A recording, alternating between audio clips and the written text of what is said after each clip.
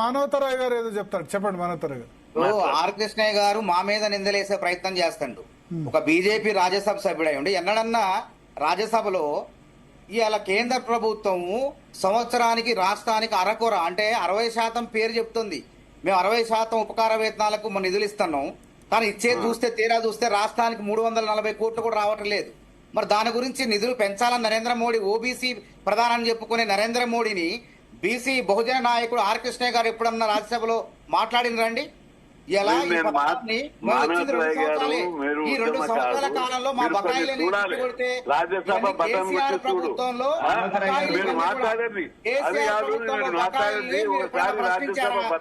కాబట్టి ఇప్పుడు మీరు చేయాల్సిన తక్షణ బాధ్యత ఏంటంటే ఇలా కోట్లాది మంది బీసీలు దేశవ్యాప్తంగా ఉంటే మన మాటలు చెప్పనివ్వండి. ఎందుకంటే మీకు అవకాశం వచ్చింది, రాజ్యసభలో మీరు మాట్లాడాలి. రేపు మీరు తప్పకుండా రాజ్యసభలో కేంద్ర ప్రభుత్వాన్ని నిలదీయాలా. ఇలా మీరు 2 కోట్ల మంది బీసీలు అంటున్నారు. దేశవ్యాప్తంగా ఉన్న బీసీలు కోట్లాది మంది విద్యార్థులుంటే మీరు 30 లక్షల మంది మీ బీసీలకి ప్రధానమంత్రి యశస్వి పథకం కింద ముష్టి విసురుతున్నారండి. 2400 కోట్లు సరిపోతాయండి? ఏమన్నా ఏ మూలకైనా సరిపోతాయా? తెలంగాణకు వచ్చేది 50-60 కోట్ల బీసీ విద్యార్థులు. దాని గురించి మాట్లాడండి ముందు. తెలంగాణ ప్రభుత్వం ఈ పథకాన్ని ప్రవేశపెట్టింది ప్రభుత్వం. తెలంగాణ ప్రభుత్వానికి చిత్తశుద్ధి నిరూపించుకోండి దయచేసి. రాజ్యసభలో మోడీ ప్రభుత్వాన్ని నిలదీయండి. బీసీ ఉపకార వేతనాలకు మరి వచ్చే విధంగా చూడాలని చెప్పి నేను కోరుతాను జీవీ ద్వారా. ఇది అది కాదు, ఎవరిని వదిలిపెట్టేది లేదు. ఈ స్కీమ్ రాజ్యసభలో నిలదీయాలి నరేంద్ర మోడీ ప్రభుత్వం. ఏం మాట్లాడుతున్నావు? ఎందుకంటే 2400 కోట్లు ఎట్లా సరిపోతాయి? 30 లక్షల మంది దేశవ్యాప్తంగా బీసీ విద్యార్థులు 30 లక్షల మంది కొట్టాడు.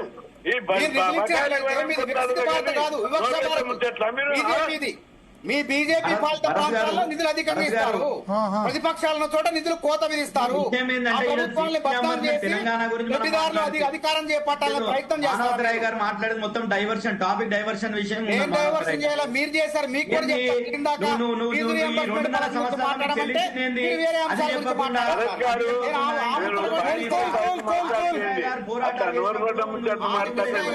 ఒక్క నిమిషం మానవతరాయ్ గారు, ఆర్కృష్ణ గారు ఒక్క నిమిషం. కాబట్టి బీసీ విద్యార్థుల గురించి, ఎస్సీ విద్యార్థుల గురించి రాజ్యసభలో ఎప్పుడన్నా వారు రాజ్యసభలో అయిన తర్వాత కేంద్ర ప్రభుత్వాన్ని నిలదీశారా? కేంద్ర ప్రభుత్వాన్ని నిలదీసిన తర్వాత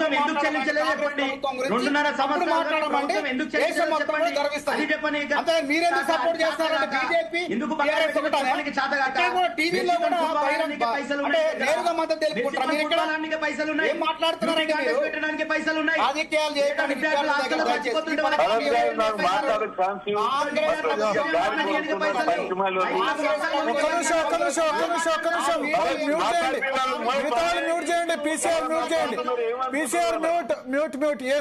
గారు చెప్పండి, వాళ్ళందరూ మ్యూట్ చేశాం. కేంద్ర ప్రభుత్వంలో మానవతరాయని పోయి చూడమాను. రాజ్యసభ బటన్ కొట్టు నేను మాట్లాడే ప్రతిదీ, నాకు వచ్చే ప్రతి ఛాన్సు బీసీల గురించే మాట్లాడుతున్నా. రెండవది, కేంద్ర ప్రభుత్వానికి జనాభా లెక్కలు కూడా నేనే ఒప్పించిన. అదే కాదు, కేంద్ర ప్రభుత్వం దగ్గర మీద డిపార్ట్మెంట్ సోషల్ జస్టిస్ పోయి చూడండి, ఒక 100 మెమోరాండాలు నాయ ఉంటాయి. దేశంలో ఏ ఒక్క నాయకుడు కూడా బీసీ గాని దళితుడు, ఒక బీసీలే కాదు ఎస్సీ ఎస్టీలే కూడా నేనే ఇస్తున్నాడా మాట్లాడుతున్నా, ఫుల్ టైమ్ గా మాట్లాడుతున్నా. ఎందుకు అట్లా నోరు కొట్టే ముచ్చేట్టు మాట్లాడతారు? ఒక కమిట్మెంట్ తోటి పనిచేస్తుంటే దాన్ని కూడా మీరు ప్రశ్నిస్తే అర్థం ఉందేమన్నా? ఒక్కసారి పోయి చూడు, లేదా నా దగ్గర కేంద్ర ప్రభుత్వం నుంచి వాళ్ళు మాట్లాడేటోళ్లకు డిమాండ్ ఏంటిదో తెలియదు, స్కీమ్ లక్ష్యం తెలియదు, ఏమీ తెలియదు. ప్రభుత్వాన్ని సభలు తీసుకుని నోరు కొట్టే మాటలు మాట్లాడితే కాదు, జాతి ప్రయోజనాల కోసం ఖచ్చితంగా పెద్ద ఎత్తున అక్కడ ప్రభుత్వం మీద మాట్లాడి, కేంద్ర ప్రభుత్వంలో కూడా పార్లమెంట్ లో నేను మాట్లాడే ప్రతిదీ మీరు చూడండి. బీసీ ఎస్సీ ఎస్టీలే ఉంటుంది తప్ప వేరే ముచ్చట్లు.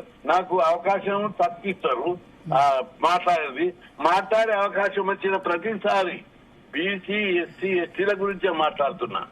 వాళ్ళు వచ్చి క్వశ్చన్లను నేను వేసిన క్వశ్చన్ కూడా మొత్తం ఎస్సీ ఎస్టీ బీసీల క్వశ్చన్లే ఉన్నాయి తప్ప అది 2 రకాల క్వశ్చన్స్ ఆన్సర్ చెప్పేటంటే స్టార్ అన్ స్టార్. ఈ 2 క్వశ్చన్లు కూడా మీరు ఒక్కసారి కంప్యూటర్ లో కొట్టి చూడండి ఏమున్నాయి, బీసీ ఎస్సీ ఎస్టీలే ఉన్నాయి. అది ఎడ్యుకేషన్ మీద ఎక్కువ ఉంటాయి. మనతో పెట్టిన ఈ ఫీజుల రియంబర్స్మెంట్ స్కీమ్ ను దేశమంతటా పెట్టాలని నేను కేంద్ర ప్రభుత్వం మీద చర్చల్లో ప్రధానమంత్రిని మొన్న కలిసినప్పుడు కానీ, హోమ్ మినిస్టర్ని కలిసిన, ఫైనాన్స్ మినిస్టర్ని కలిసిన, కమిషన్లను కలిసిన, ప్రతిదీ ఇదే మాట్లాడతా. చదువు మీదనే మాట్లాడుతున్నా. ఫీజుల రియంబర్స్ పెట్టాలి, గురుకులాలు పెట్టాలి. గురుకులాలు ఇక్కడ మనం కొట్లాడి పెట్టించారు ఎప్పుడో 82లా. దేశంలో ఎక్కడ పెట్టలేదు. ఎక్కడన్నా ఏ పార్టీ అన్న ప్రేమతో పెట్టిందా? ఈడ ప్రతి జీవం మీద నా పేరు ఉంటుంది. ఈ విధంగా మాట్లాడి ఈ సైడ్సా చేయొద్దు. ప్రతి ఒక్కరు మనం ఈ జాతిలో ఉన్నందుకు ఏదో రకంగా మీకు అనుకూలమైన పద్ధతిలో మీరు ఫైట్ చేయాలి. మీకు కమిట్మెంట్ లేదని కాదు, కానీ పార్టీ నిబంధనలున్నా ఫైట్ చేయాలి. నేను ఫైట్ చేస్తానన్నా చూడండి, మీరు కేంద్ర ప్రభుత్వం లోపల రికార్డ్స్ ఉన్నాయి. ఒక్క డిపార్ట్మెంట్ ఒక్కొక్కటి కాదు, మొత్తం ఫైళ్ళని ఏ ఫైల్ తీసినా నాదే కనిపిస్తుంది. అంత ఆ విధంగా వర్క్ చేస్తున్నాం. కాబట్టి ఇక్కడ కూడా మీరు పార్టీ పరిధిలో మాట్లాడినా అక్కడ పార్టీ మీద ఒత్తిడి తీసుకురావాల్సిన నైతిక సామాజిక బాధ్యత నాయకుల మీద ఉంటుంది. దాన్ని మీరు ఎదుగుతూ మన జాతి గురించి కూడా పోరాడితే అందరం సంతోషిస్తాం. కాబట్టి తప్పనిసరి ఫీజుల రియంబర్స్మెంట్ యొక్క ప్రభావం చాలా ఉంటది. ఆ స్కీమ్ తీసేస్తే ప్రభుత్వం మీద ఎఫెక్ట్ పడుతుంది, మీకే నష్టం అవుతుంది. దానివల్ల పెద్ద నష్టమేం లేదు ప్రభుత్వానికి జరిగేది. ఇప్పుడు పైసలు సంవత్సరానికి 2,500, 3,000 కోట్లు పక్క రాష్ట్రం ఇస్తలేదా? ఆంధ్రప్రదేశ్ లో ఫుల్ ఇస్తున్నారు. అక్కడ చంద్రబాబు గారు ఇప్పటికీ 4 సార్లు బడ్జెట్ రిలీజ్ చేశారు. లోకేష్ బాబు ప్రకటించాడు. అక్కడ రాష్ట్రం వెనుకబడిన రాష్ట్రం, ఇది ధనిక రాష్ట్రం. ఈ ధనిక రాష్ట్రంలో బడ్జెట్ లేదని కాదు, అప్పులు దొరకకని కాదు, అన్ని ఉన్నాయి. కాబట్టి ఇవ్వడానికి ఇది పెద్ద సమస్యే కాదు. ఇష్టం లేక ఈ పేద ఎస్సీ ఎస్టీ బీసీలు చదువుకోవడం ఇష్టం లేని వర్గాలు అధికారుల, ముఖ్యమంత్రి, మంత్రుల నిర్మోహమాటంగా మాట్లాడుకోవాలి. ఇది స్కీమ్ను కొనసాగించడానికి ప్రయత్నం చేయాలి. రెండవది, ఈ రోజు చూడు హైకోర్టులో కేసు ఏమైంది? నిన్న హైకోర్టులో జియో పబ్లిక్ డొమైన్లోనే పెట్టలేదు, బయటికే రాలేదు. జియో నెంబర్ 7 హైకోర్టులో జియో కనిపిస్తుంది. ఏంటిదంటే ఒకవైపు ఫీజులు విద్యార్థుల ఖాతాలు వేస్తాము, ఇంకొక వైపు వసూలు చేయొద్దండి. మేనేజ్మెంట్ ఎందుకు ఒప్పుకుంటుంది?